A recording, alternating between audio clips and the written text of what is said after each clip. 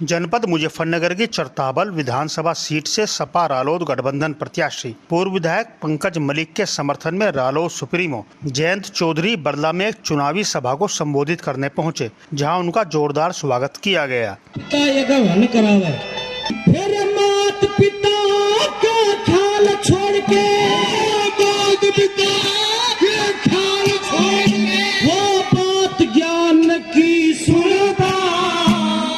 अक्षर गुरु प्रेम से धारणे अक्षरी अक्षरे गुणता और वर्ष तक की वेद पढ़े और दूध नीर जब क्षणता।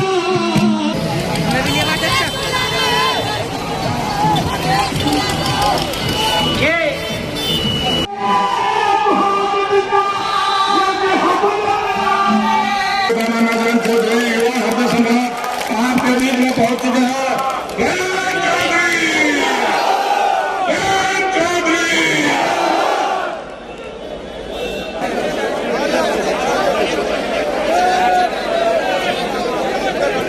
भाई पंकज मलिक जी।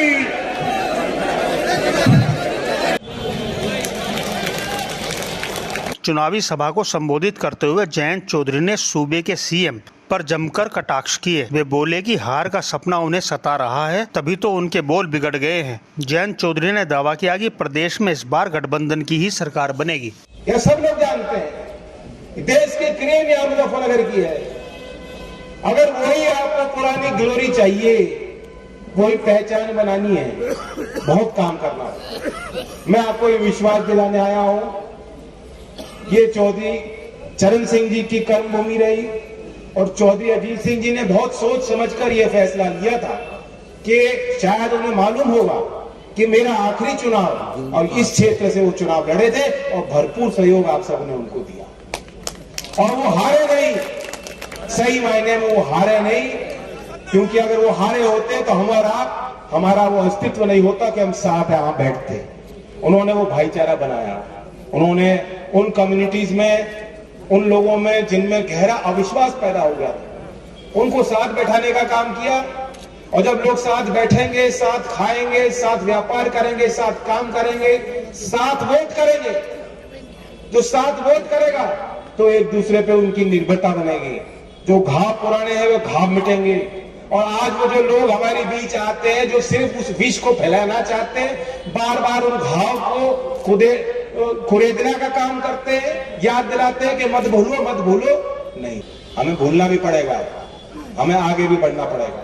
और उत्तर प्रदेश को नई तरक्की देनी है तो एक दूसरे का हाथ भी पकड़ना पड़ेगा। और मैं इसलिए कह रहा हूं, आज मैंने पंकज का हाथ पकड़ा और आप एक दूसरे का हाथ पकड़ लो।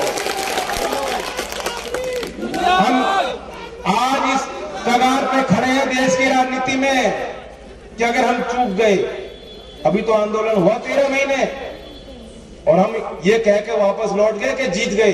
जीत नहीं हुई थी, सरकार ने कुछ किया नहीं है। ये तो 13 महीने हमने खोए हैं, लेकिन इज्जत बचानी थी सबको, तो हमने भी कहा कि नहीं जीत के गए, कानून वापस हो गए, यही हमारी जीत है।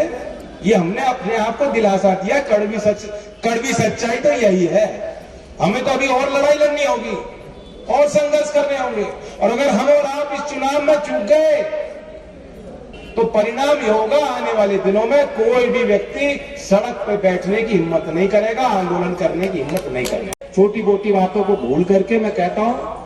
और एक और बात है, इस चुनाव में ऐसी शिकस्त इनको दो कि दोबारा फिर हिंदू मुसलमान जो उनकी रट है, जिन्ना, औरंगजेब, पाकिस्तान, इनकी हिम्मत ना बने कि इन मुद्दों पे चुनाव लड़े। जमीन पे ला दे, जमीन पे गिरा दे उनको। जो कह रहे हैं कि गर्मी निकाल दूंगा।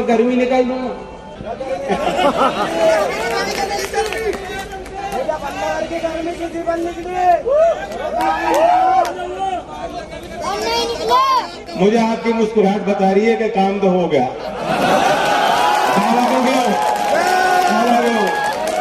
धन्यवाद। पंकज जी को यही सोच के लड़ाना जैसे मैं लड़ रहा हूं चुनाव। मेरा इतना अधिकार बनता, आपको नहीं बनता। चुनाव चिन्ह है साइकिल, चुनाव चिन्ह साइकिल, याद रखना। धन्यवाद। ये मुख्यमंत्री जी उन्हें कोई बाबा कहता है, कोई महंत कहता है, और बड़े मुश्किल से मुख्यमंत्री कहा जाता है, निकलता ही नहीं।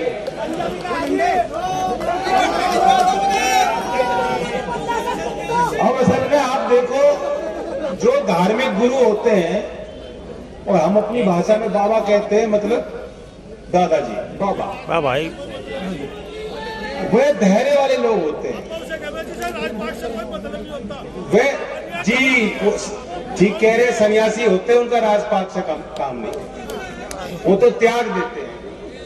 लेकिन फिर भी उनके स्वभाव की बात मैं कह रहा हूं, तो ऐसे लोग होते हैं जो तपस्वी होते हैं कि आप उनके पास बैठोगे तो आपको भी शांति मिलेगी। और ये अजीब बाबा मानते हैं, इनकी अगर आप बात सुनोगे तो आपके मन में कड़वाहट और पैदा हो जाती है। आप उनकी बात सुनोगे तो आपके अंदर अजीब सा एक क्रोध पैदा होगा, पेट ऐसा लगेगा बिल्कुल हलचल सी मचेगी पेट में। पूरा भाषण मैं सुन नहीं पाया हूं, 2-4 मिनट में ही मुझे जो है चैनल चेंज करना पड़ता है, क्योंकि ऐसी शैली कभी किसी मुख्यमंत्री की हमने नहीं देखी। उस पद की अपनी गरिमा होती है। जिस पद पे आपने चौधरी चरण सिंह जी देखे, शर्म आती है इस बात को देख के कि उसी पद पे आज विराजमान महंत जी है, जो ये कह रहे हैं खुल के कि मुजफ्फरनगर और कैराना तुम्हारी हमें जरूरत नहीं है, तुम 20% हो। और फिर बार बार कह रहे, कल मैंने देखा उनका एक इंटरव्यू, तो 20% कौन लोग हैं का 20% ना, फिर भी मुझे समझानी तो पड़ेगी बात।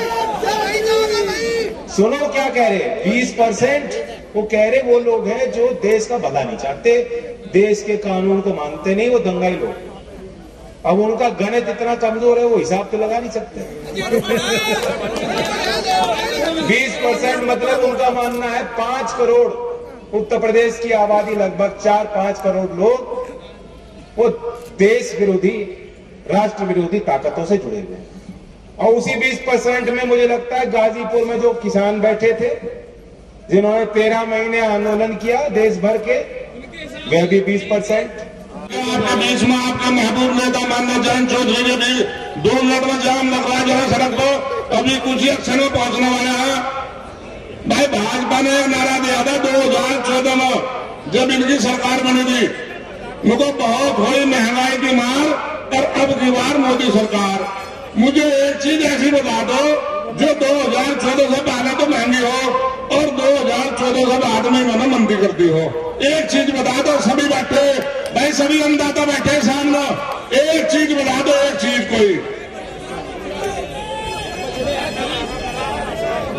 कोई चीज मंदी नहीं करी, सिर्फ नारा देने का काम किया। महंगाई आज बहुत चरम सीमा पर देने का काम किया, तो इन्होंने आपके खेत में गोरखपुर से लाकर मैंने फसलें छोड़ दिए। आज किसान खेतों में था, उसकी ड्यूटी बांध दी इन्होंने, दिन में तो काम कर और रात को जाकर इस जनवरी के महीने में, पौ के महीने में वहां खेत में जाकर उनको पहरा दे।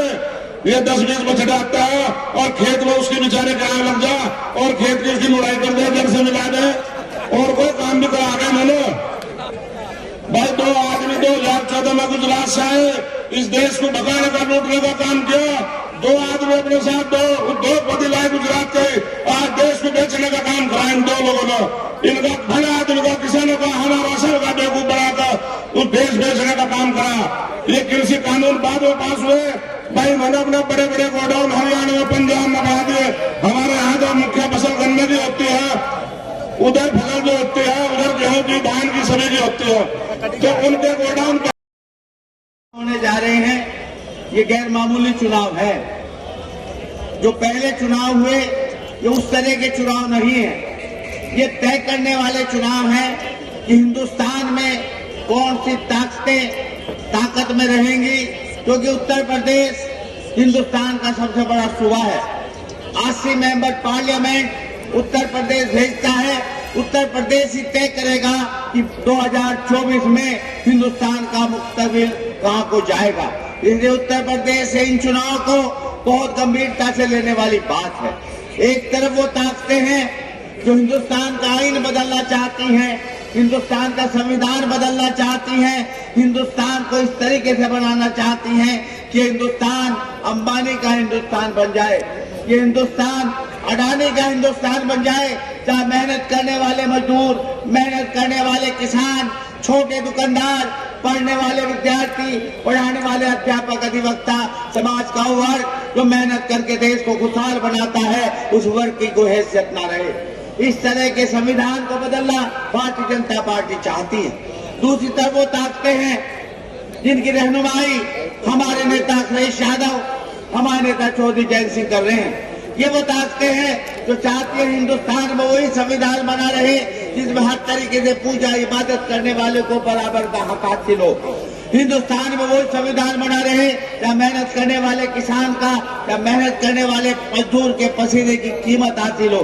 ये तय करना आपका काम है किस तरह का आप संविधान इस मुल्क में चाहते हैं। हमारे दोनों नेता, दोनों नौजवान नेता आदरणीय अखिलेश यादव जी और आदरणीय जयंत चौधरी जी ने एक विश्वास के साथ, जनता के विश्वास के साथ एक गठजोड़ बनाने का काम किया। आज जिस तरह से भारतीय जनता पार्टी के नेता बयान देने का काम कर रहे हैं, बाबा जी कहते हैं कि मुजफ्फरनगर के लोगों की गर्मी निकाल देंगे, निकाल सकते हैं वो? लोकतंत्र में वोट का अधिकार जनता के पास है। मैं सिर्फ इतना ही कहना चाहूंगा कि आपको 10 तारीख में बटन दबा करके साइकिल का इस क्षेत्र में उनकी गर्मी निकाल देनी, उन्हें ठंडा करने का काम करना है। ये दोनों नौजवान की महिलाओं के सम्मान की सुरक्षा और रक्षा, किसान के हक की लड़ाई और हमारे सभी साथियों को रोजगार देने का काम करेंगे। ये महिलाओं को सुरक्षा देने का काम करेंगे। इस क्षेत्र में जात पात और सांप्रदायिकता को खत्म करने का काम करेंगे। इस उत्तर प्रदेश से भाजपा को भगा करके कहीं दूर भेजने का काम ये दोनों नेता हमारे करेंगे। हमेशा नौजवान की, मजदूर की लड़ाई लड़ने का काम किया। इन्होंने हमेशा जरूरतमंद की आवाज उठाने का काम किया है। हमें अच्छा लगता है जब हम इनकी तरफ देखते हैं। हमारे नौजवान साथी भी हैं और नेता भी हैं। आज ये यहाँ आए हैं, मैं हृदय से आभार व्यक्त करता हूं और आपसे वायदा करता हूं, ईश्वर की ऊपर वाले की कृपा रही, चुनाव जीता तो जो लोग फोन करके धमकाने का काम कर रहे हैं, 5 मिनट में उनके फोन बंद करा दूंगा, वायदा है मेरा। चुनाव होने जा रहा है 10 तारीख में। हमारे दोनों नेता, दोनों नौजवान नेता आदरणीय अखिलेश यादव जी और आदरणीय जयंत चौधरी जी ने एक विश्वास के साथ, जनता के विश्वास के साथ एक गठजोड़ बनाने का काम किया। आज जिस तरह से भारतीय जनता पार्टी के नेता बयान देने का काम कर रहे हैं, बाबा जी कहते हैं कि मुजफ्फरनगर के लोगों की गर्मी निकाल देंगे, निकाल सकते हैं वो? लोकतंत्र में वोट का अधिकार जनता के पास है। मैं सिर्फ इतना ही कहना चाहूंगा कि आपको 10 तारीख में बटन दबा करके साइकिल का इस क्षेत्र में उनकी गर्मी निकाल देनी, उन्हें ठंडा करने का काम करना है। ये दोनों नौजवान की, महिलाओं के सम्मान की सुरक्षा और रक्षा, किसान के हक की लड़ाई और हमारे सभी साथियों को रोजगार देने का काम करेंगे। ये महिलाओं को सुरक्षा देने का काम करेंगे। इस क्षेत्र में जात पात और सांप्रदायिकता को खत्म करने का काम करेंगे। इस उत्तर प्रदेश से भाजपा को भगा करके कहीं दूर भेजने का काम ये दोनों नेता हमारे करेंगे। हमेशा नौजवान की, मजदूर की लड़ाई लड़ने का काम किया। इन्होंने हमेशा जरूरतमंद की आवाज उठाने का काम किया है। हमें अच्छा लगता है जब हम इनकी तरफ देखते हैं। हमारे नौजवान साथी भी हैं और नेता भी हैं। आज ये यहाँ आए हैं, मैं हृदय से आभार व्यक्त करता हूं और आपसे वायदा करता हूं, ईश्वर की ऊपर वाले की कृपा रही, चुनाव जीता तो जो लोग फोन करके धमकाने का काम कर रहे हैं, 5 मिनट में उनके फोन बंद करा दूंगा, वायदा है मेरा। देखिए, उन्होंने दोनों पार्टी के कार्यकर्ताओं को कहा है पूरी तरह से भारतीय जनता पार्टी को हटाने के लिए, किसान विरोधी, नौजवान विरोधी और जो महिलाओं के सम्मान और सुरक्षा ना कर सके ऐसी पार्टी को उत्तर प्रदेश से विदाई करने की बात कह करके गए। वो कह करके गए कि हम रोजगार के अवसर ढूंढने का काम करेंगे, नौजवान को इस क्षेत्र की उन्नति और तरक्की करने का काम करेंगे। बाबा जी कल फर्क पड़ता लेकिन मुजफ्फरनगर के लोग तो बहुत अमन पसंद लोग हैं, शांतिपूर्ण रूप से रहते हैं। जो भी आए चुनाव में सब आ सकते हैं, जा सकते हैं, लेकिन वो जो प्रयास कर रहे हैं वो नहीं उन्हें करना चाहिए। हम हिंदुस्तान के लोग हैं, उत्तर प्रदेश के लोग, भाईचारा कायम रहना चाहिए हम लोगों में। जिस तरह की गर्मी निकालने की बात करते हैं, बयान बहुत निंदनीय है, बहुत ज्यादा वायरल हो रहा है, क्या कहेंगे? बहुत निंदा सब लोग इसकी कर रहे हैं कि जनता के लिए संवैधानिक पद पर बैठा हुआ आदमी ऐसी बात नहीं कर सकता। और पहले उन्होंने बयान पूरी जनता के लिए दिया था। दुर्भाग्यपूर्ण है कि उत्तर प्रदेश के सर्वोच्च संवैधानिक पद पर बैठा हुआ व्यक्ति ऐसी बात कर रहा है। डॉक्टर संजीव बालियान ने चंद्रावल सीट को प्रतिष्ठा की सीट बना दिया है, इस पे क्या? देखिए, जनता निर्णय लेगी और जनता हमारे साथ है। अभी आपने बयान दिया है कि क्या कोई मामला नहीं है। बहुत लोग प्रेशर बना रहे हैं, सत्ता का दुरुपयोग करना चाहते हैं। मैंने सबके लिए कहा है, सबके लिए कहा है। लोकतंत्र में वोट का सबको अधिकार है, कोई किसी को प्रेशर में बना करके नहीं कर सकता। हम चुनाव आयोग में भी शिकायत करेंगे इसकी।